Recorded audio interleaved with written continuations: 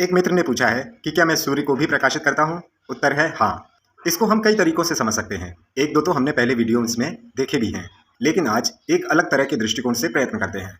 जैसे कि हमने पिछले एक वीडियो में देखा था कि कैसे तुम कुर्सी और कार बने हो, उसी दृष्टिकोण को थोड़ा और ऊंचा उठाते हैं। देखो, ये जो आत्मा है, ब्रह्म है, उसको सत चित आनंद कहते हैं। सत मतलब अस्तित्व, चित मतलब चेतना, और आनंद मतलब सुख दुख से ऊपर की अवस्था, शांति की अवस्था।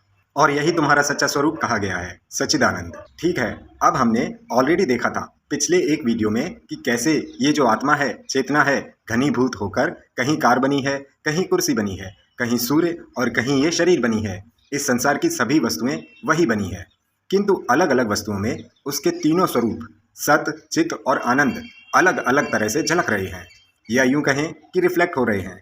जैसे किसी एक रंग का कपड़ा सिर्फ उसी एक रंग को रिफ्लेक्ट करता है, बाकी सभी रंगों को खुद में ही लीन कर लेता है। इसी तरह मिट्टी के ढेले, सूर्य, कुर्सी आदि में सिर्फ उसका अस्तित्व स्वरूप ही झलक रहा है, रिफ्लेक्ट हो रहा है।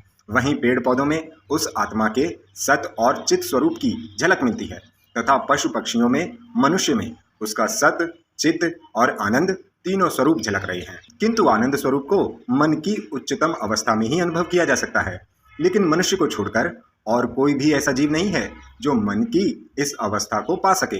इसीलिए मनुष्य का जीवन इतना महत्वपूर्ण है। इसीलिए ही मनुष्य को परमात्मा का प्रतिबिंब भी कहा जाता है। वैसे भी ये मैं तो आत्मा का प्रतिबिंब है ही, हम कितनी ही बार दूसरे वीडियोस में देख चुके हैं। तो इस तरह आत्मा अर्थात आपका सच्चा स्वरूप सूर्य को भी अस्तित्व देता है, प्रकाश देता है, प्रकाशित करता है।